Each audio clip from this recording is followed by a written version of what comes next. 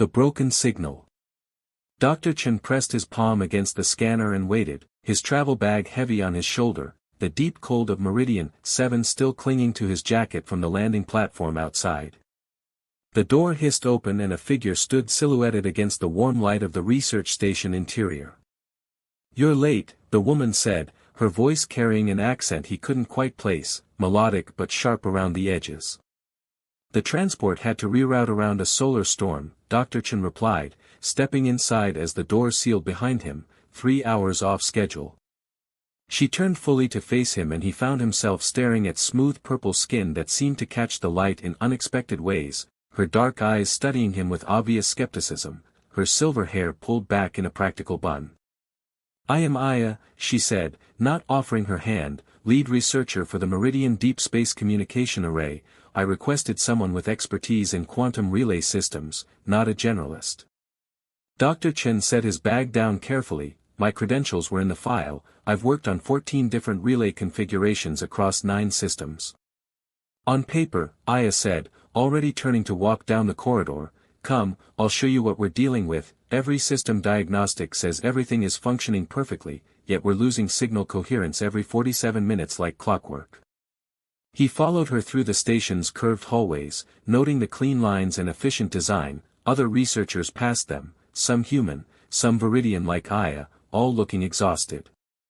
The comm center was a circular room dominated by holographic displays showing cascading data streams, signal patterns that flickered and reformed in rhythmic waves. "There," Aya said, pointing to a specific readout, "watch." Dr. Chen moved closer, his eyes tracking the data flow, and then he saw it, a microsecond gap in the transmission buffer, barely perceptible unless you knew exactly where to look. "That's not a malfunction," he said quietly. Aya's head snapped toward him. "What?"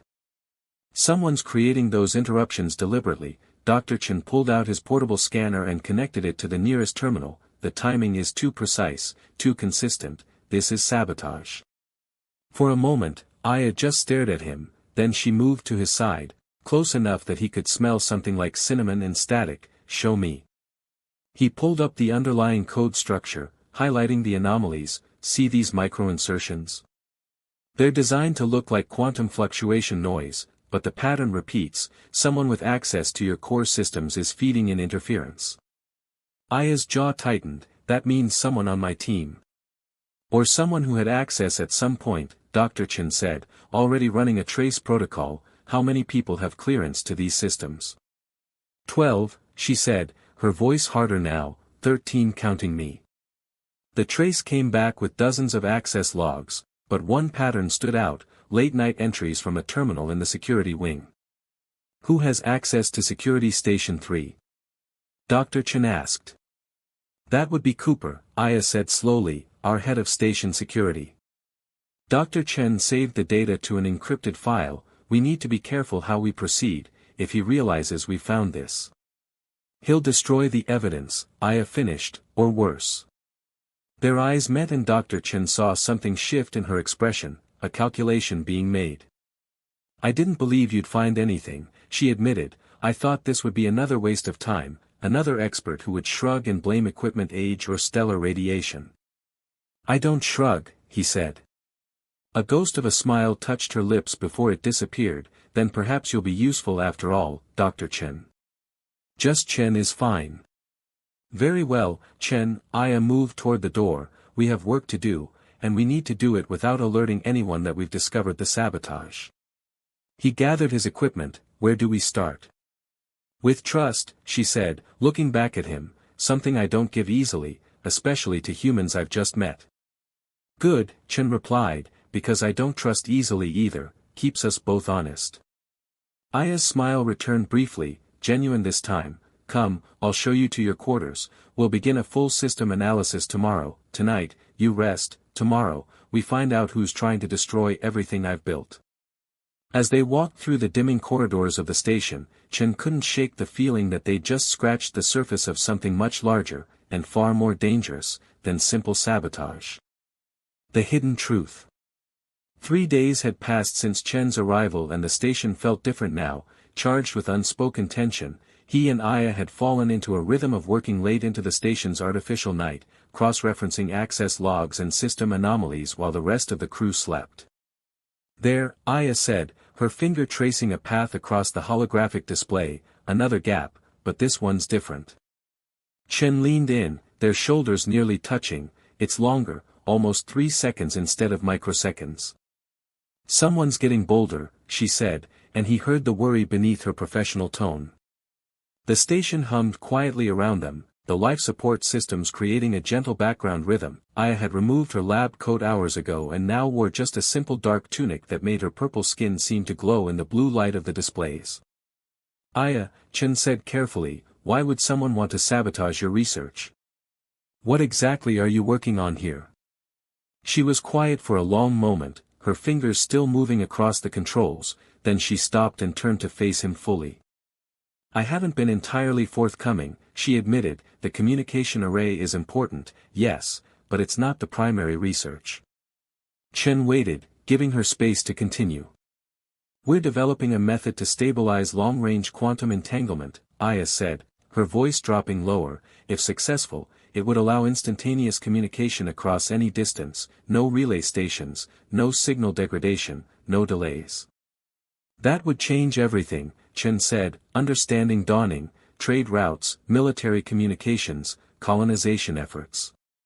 "Exactly." Aya moved away from the console, wrapping her arms around herself, "and certain corporations have made it very clear they want that technology. They've sent offers, threats, increasingly aggressive proposals.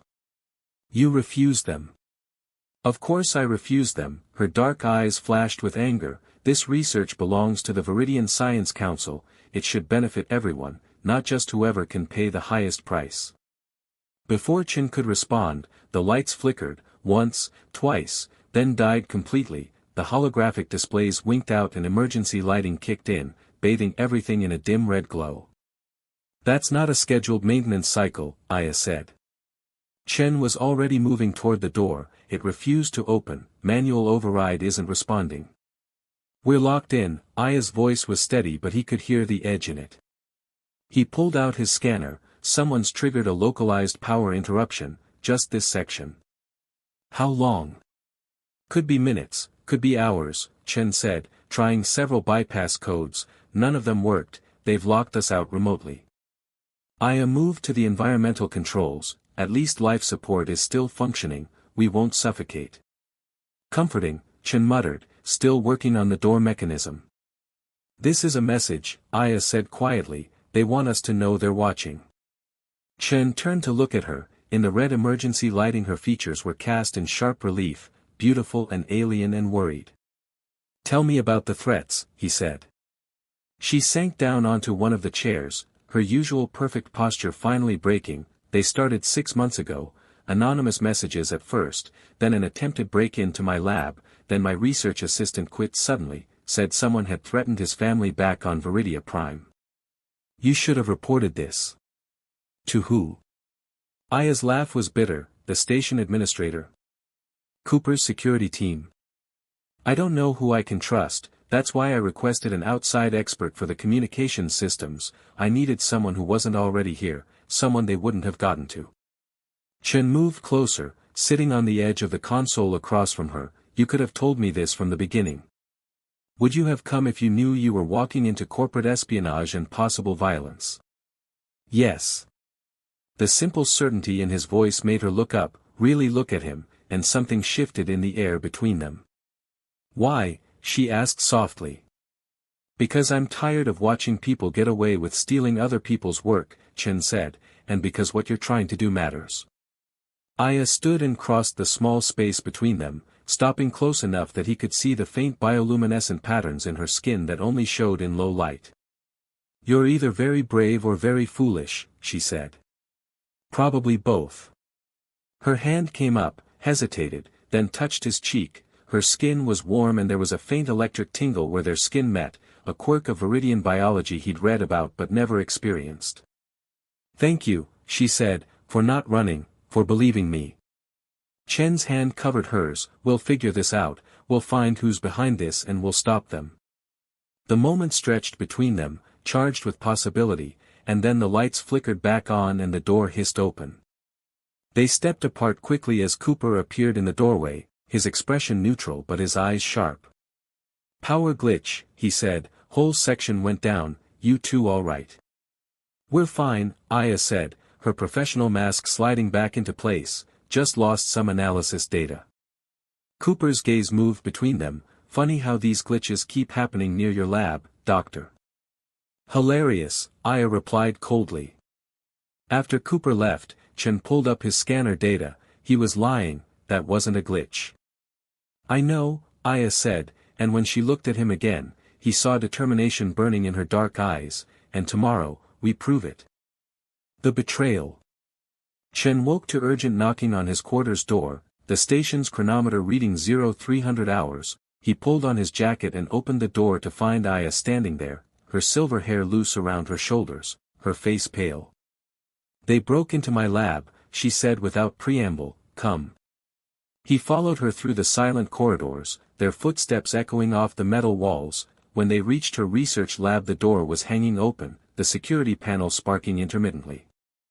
Inside was chaos, equipment overturned, data crystals scattered across the floor, holographic projectors smashed, years of research destroyed in what must have been minutes. The primary research database. Aya moved to a secured terminal in the corner, her fingers flying across the controls, then she stopped, her whole body going rigid. "It's gone, everything, copied and then wiped." "When?" Chen asked, already scanning for traces. 20 minutes ago, she said, her voice hollow, "while I was sleeping, while everyone was sleeping." Chen's scanner picked up a residual signal trace. "They transmitted it off station. I'm picking up the carrier wave signature. It went to a ship in orbit." "What ship?" Before he could answer, footsteps approached rapidly. Kai, another Viridian scientist from Aya's team, appeared in the doorway, his expression shocked. "Aya, what happened?" His eyes took in the destruction. "Your research." "Stolen," she said flatly. "I heard the alert and came as soon as I could." Kai moved into the room carefully, avoiding the debris. "Do you know who?" "Not yet," Chen said, still analyzing the data, "but I'm about to find out." The transmission used Cooper's security encryption key. Kai's eyes widened. "Cooper? But he's head of security, why would he?" "Money," Aya said bitterly, "the oldest reason in any civilization." Chen's scanner chimed. "The ship in orbit is registered to Helix Corporation." Aya's hands clenched into fists. "They've been trying to buy my research for 2 years. If Cooper's working for them, we need to move now," Kai said urgently, "before he realizes you've discovered the theft." "Too late," Cooper's voice came from the doorway, and he stepped inside holding a plasma weapon. "I already know." Chen moved instinctively, positioning himself between Cooper and Aya. "Don't be stupid, Chen," Cooper said, his weapon steady. "This isn't your fight, you're just a contractor who happened to show up at the wrong time." "I'm making it my fight," Chen replied. Cooper's expression hardened. "Helix offered me more money than I'd make in 20 years on this station. All I had to do was copy some files and create a few system failures to cover my tracks. Simple job until you showed up and started actually fixing things." "You were supposed to be protecting her," Chen said. "I was protecting my future," Cooper gestured with the weapon. "Now step aside." "No." Chen, Aya's hand touched his back. "Don't." Cooper's finger moved toward the trigger and Chen tensed, preparing to move, but Kai was faster. He grabbed a piece of broken equipment and hurled it at Cooper's head. Cooper ducked and the weapon discharged, the plasma bolt searing past Chen's shoulder and melting a hole in the wall behind them. Chen lunged forward, tackling Cooper before he could fire again. They hit the ground hard, Chen's hands locking around Cooper's wrist, trying to control the weapon. Cooper brought his knee up viciously and Chen felt ribs crack, but he didn't let go. "Run," Chen shouted at Aya. Instead, she grabbed a metal rod from the debris and swung it at Cooper's arm. The weapon skittered across the floor and Kai dove for it. Cooper threw Chen off and scrambled to his feet. Seeing Kai now holding the weapon, he backed toward the door. "This changes nothing," Cooper said, blood running from his nose. "The data's already been transmitted. Helix has everything they need." "But they don't have me," Aya said, stepping forward. and without me to verify the research, to explain the quantum cascade protocols, that data is useless, just numbers and equations they can't properly interpret. Cooper smiled coldly. That's why they sent additional operatives. Did you really think I was working alone? Alarm flooded Aya's face. Who else? Wouldn't you like to know? Cooper said, and then he triggered something on his wrist device. Alarms shrieked throughout the station, emergency bulkheads began slamming shut in sequence, dividing the facility into isolated sections. Lockdown protocol, Kai said, he's trapping us. Cooper was already running, disappearing into the corridor before they could stop him. We need to get to the main command center, Aya said urgently, it's the only place we can override the lockdown. They ran, Chen's injured ribs screaming with every breath. Ahead of them bulkheads were closing, they slid under one just as it sealed, cutting them off from the crew quarters. The maintenance tunnels, Kai said, they bypassed the bulkhead system.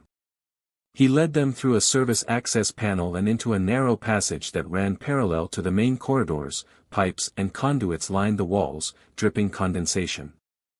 How many people knew about your research? Chen asked as they moved.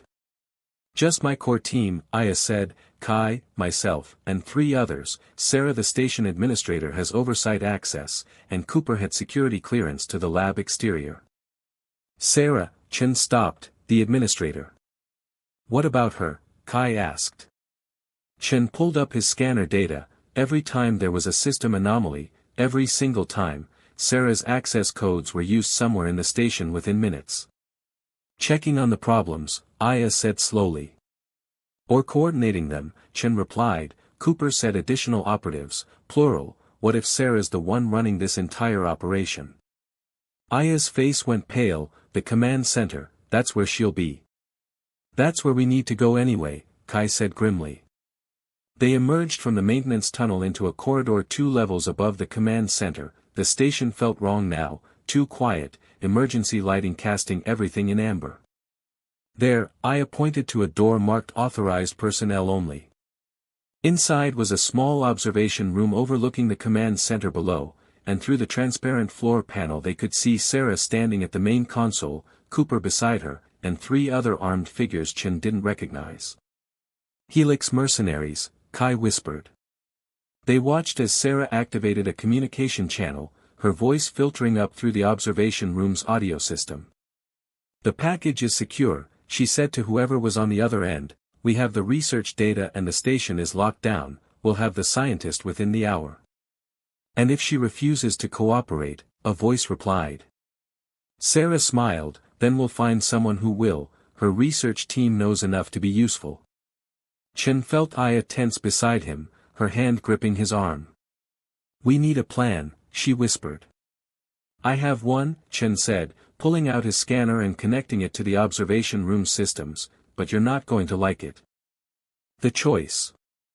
Chen's fingers moved across his scanner, accessing the station's environmental controls through the observation room's backdoor connection. What are you doing? Aya whispered, watching the code scroll across his display. Giving us an advantage, he replied. In 30 seconds, the command center's ventilation system is going to flood with harmless sleep gas from the fire suppression reserves. They'll be unconscious in minutes. That's actually brilliant, Kai said. There's a problem though, Chen continued. Once I trigger it, Sarah will know someone's in the system. We'll have maybe 90 seconds before she locks me out and vents the gas. Aya's eyes met his. 90 seconds to get down there and secure 5 armed people. I'll go, Chen said. You 2 stay here where it's safe. Absolutely not. Aya's hand caught his wrist. This is my research, my responsibility. And you're the only one who can verify the data was actually stolen, Chen argued. If something happens to you, Helix wins regardless. The emotion that flashed across Aya's face was complex, anger and fear and something softer underneath. Chen, she said quietly, I have already lost my research tonight. I am not losing you as well. Kai cleared his throat. I hate to interrupt, but we're running out of time. Fine, Chen said, we all go. Kai, can you handle a weapon? I'm a scientist, not a soldier, Kai replied, but I can point and shoot if necessary. Chen initiated the sequence, gas deploys in 10 seconds, once they start dropping, we move fast.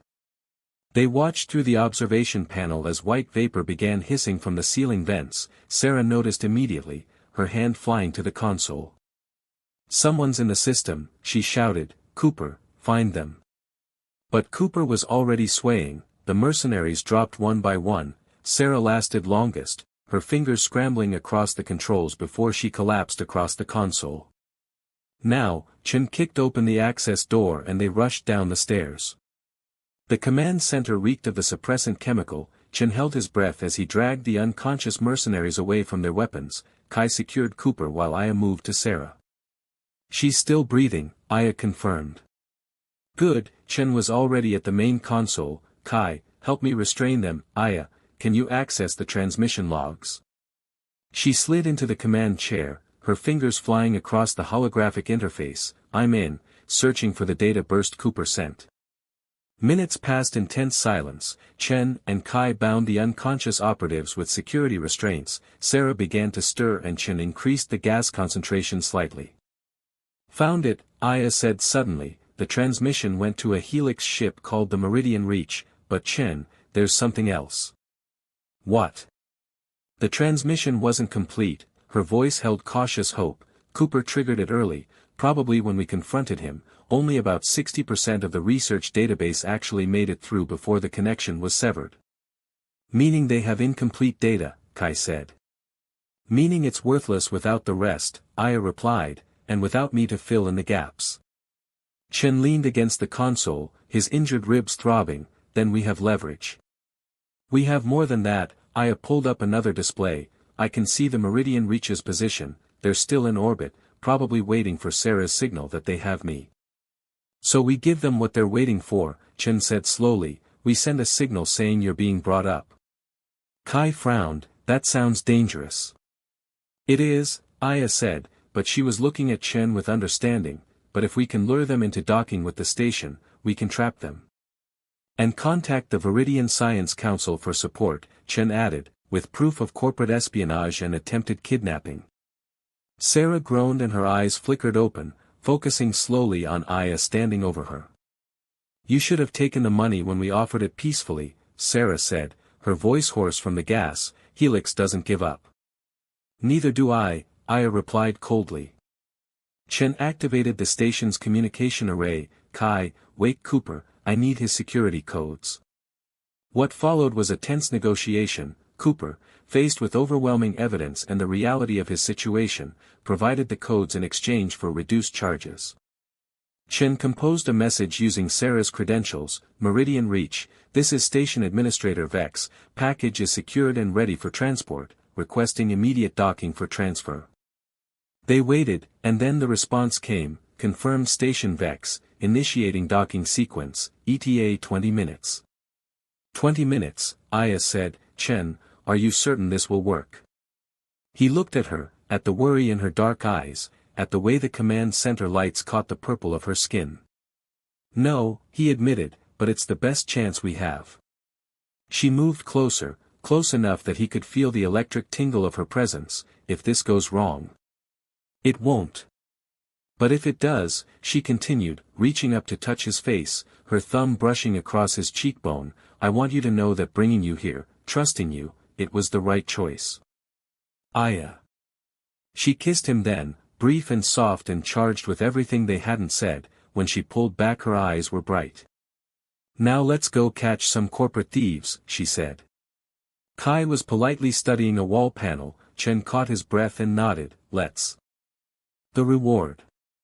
The Meridian Reach docked smoothly with the station's upper airlock. Chen watched through security feeds as 6 heavily armed Helix operatives disembarked, led by a woman in expensive combat armor.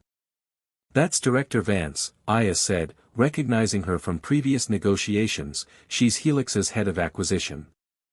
"Meaning she's the one who ordered all of this," Chen said. They'd prepared carefully. Kai was stationed in the secondary control room with override access. Chen and Aya waited in the docking bay's observation booth, and station security, alerted by Kai and now aware of Cooper's betrayal, were positioned throughout the facility. Director Vance's voice came through the comm system. "Administrator Vex, we're aboard, where's our package? Chen nodded to Aya, who activated her microphone. Director Vance, this is Dr. Aya, I'm afraid Administrator Vex is currently indisposed.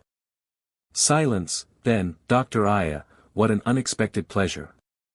Is it though? Aya replied, you've gone to considerable effort to steal my research and abduct me, the least I can do is greet you personally.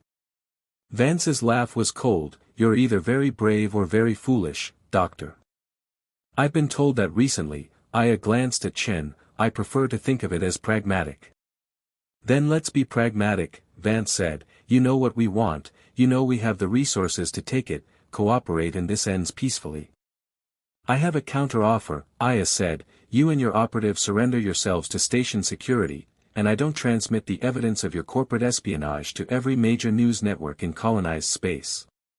Another pause, longer this time. You're bluffing, Vance said finally.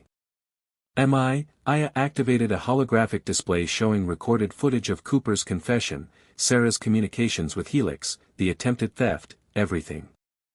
That footage could be faked. It could be, Chen said, speaking for the first time, but the time stamps match station logs, and we have physical evidence, and 5 witnesses who will testify. How much do you think Helix's stock price will drop when this goes public? Through the security feed they watched Vance's expression harden, she made a sharp gesture and her operatives raised their weapons. Looks like we're doing this the hard way, she said. Kai, now, Chen said into his comm. The docking bay's bulkhead slammed shut, trapping Vance's team in the corridor. Simultaneously, station security emerged from concealed positions, surrounding the Helix operatives. You're outnumbered and outmaneuvered, Aya said calmly, surrender. For a long moment nothing happened, then Director Vance slowly raised her hands, her team reluctantly following suit. This isn't over, Vance said. Actually it is, a new voice came through the comm system. Chen recognized the formal tones of a Viridian Council official. Director Vance, this is Council Arbiter Thelm, we've been monitoring this situation remotely. Thanks to Dr. Aya's foresight in contacting us, a Council security vessel will arrive within the hour to take you and your associates into custody. The Council will also be filing formal charges against Helix Corporation, Thelm continued, and pursuing full restitution for Dr. Aya's research. Chen saw Aya's shoulders drop with relief, the tension finally leaving her body. The next hour passed in a blur of activity. Viridian security arrived and removed Vance, Cooper, Sarah, and the others. Statements were given, evidence was catalogued, and finally, as the station's artificial dawn cycle began, Chen and Aya found themselves alone in her reconstructed lab. They can't undo the destruction, Aya said quietly, looking at the damaged equipment, but the data is recoverable from the backup servers. I can rebuild. You will rebuild, Chen corrected, and this time with proper security. She turned to face him. About that, the Council is assigning a permanent security detail, but I also need someone who understands the technical systems, someone I can trust. Are you offering me a job? I'm offering you a partnership, Aya said, moving closer. My research needs someone with your expertise, and I want, she paused, searching for words. Aya. Stay, she said simply, not as a contractor, not as hired help, but as my partner in this research. Help me perfect the quantum entanglement protocols, help me change how civilizations communicate. Chen reached out, his hand finding hers, their fingers interlacing. And what about us? What about us? This, he gestured between them, is complicated.